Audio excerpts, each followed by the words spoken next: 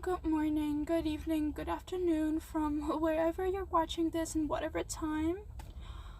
Yes, as you probably guessed, I am in my car right now. It's actually the morning and it's a school day, it's a Monday. And I arrived pretty early, so I was like, why not just do a video on and tell people about my experiences in living and traveling to different countries as a young child. So, where do I start?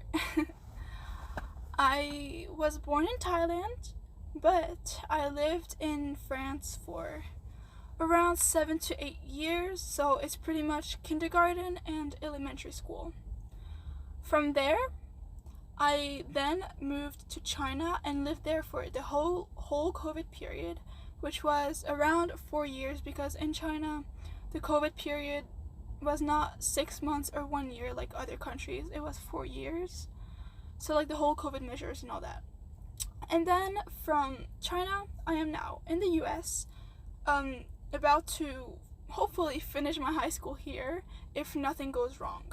So, living in France was very different from China or the US because,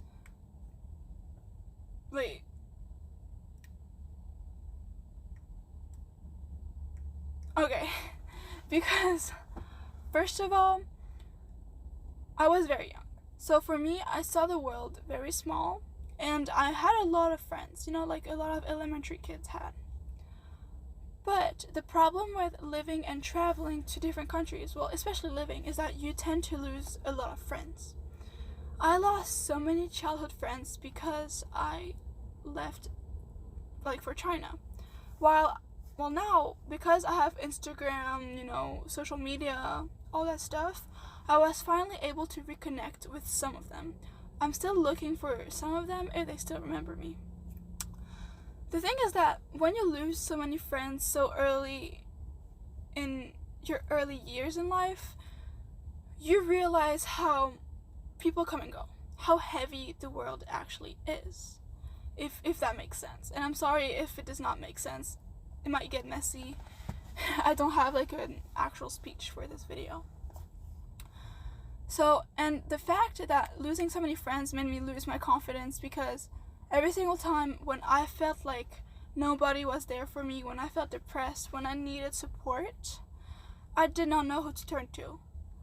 I could not turn to my parents because I am not very close to them, unfortunately. I am close to my dad, just not to my mom.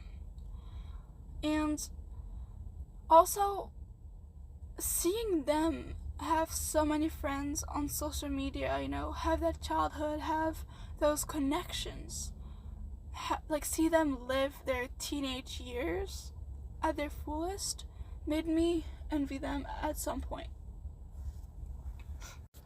It made me envy them because I knew that I did not have those experiences. I did not have those friends that would be here to support me. And this always made me, and still makes me, feel empty, as if I missed a part of my childhood. These experiences also made me, mature in a way. For example, when I was 13 or 14 years old, I can't really remember, I went to this therapist or psychologist because I'm adopted, and because of all, the experiences and traveling to different countries and all that has affected me so much that since I was a young child, I've always been followed by a psychologist or a therapist, one of those two. And so basically, I took a test of maturity. I don't know the exact test, so I can't really tell you, but I was diagnosed, well, not diagnosed, but I guess kind of, that at 13 or 14 years old, I had the mentality of a 27-year-old. Now, it might not be the end of the world, but when you're so young and have this mentality, you understand that you're missing most of your childhood, you're missing parts of your childhood, and that always made me reflect on that, because I always thought, what if I did not have this mentality? Would I be having more fun? Would I be enjoying my life more? Would I have less regrets? That's probably true, but also probably not true, because I'm grateful for my mentality right now, because I can realize so many things and help so many people, because people on Instagram be contacting me. It can be people from my school, people I kind of know-ish or just random strangers asking me like some things or like advice about what's happening in their lives, or things like this, and I always feel so grateful. Okay, back to the topic. China, they like vastly different from France. First of all, they're very advanced. It's amazing how the people over there, they're very, very different. They're more polite in a way. But my school back in China was worse than in France.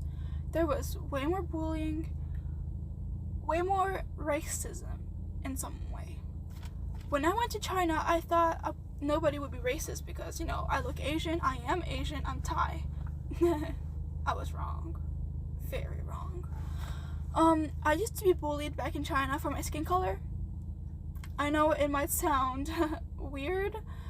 I was bullied for my skin color, guys, because I was tanner than like most Chinese people in the north.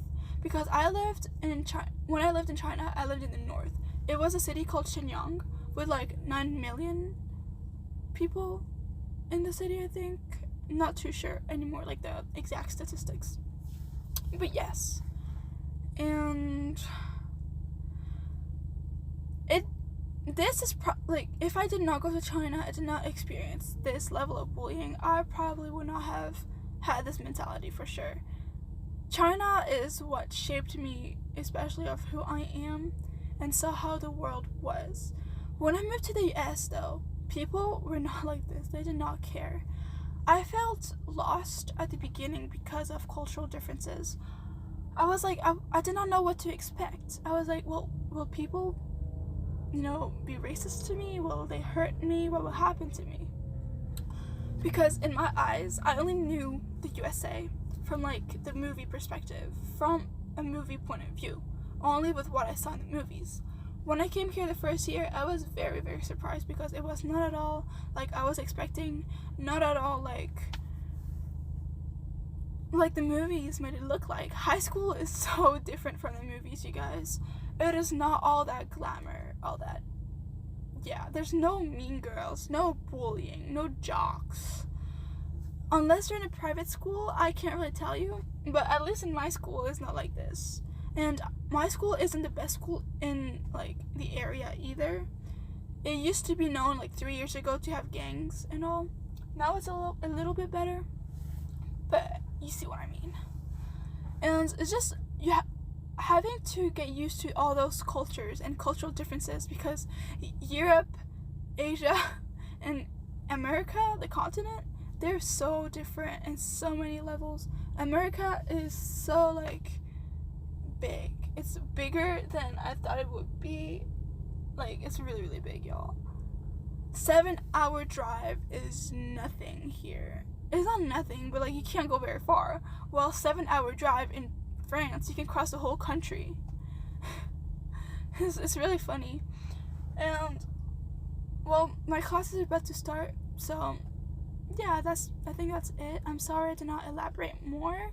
I should have prepared a speech, to be honest, because I was a bit lost, but yeah, I know it turned a bit messy, but who cares? Okay, I'll see you guys. Love you.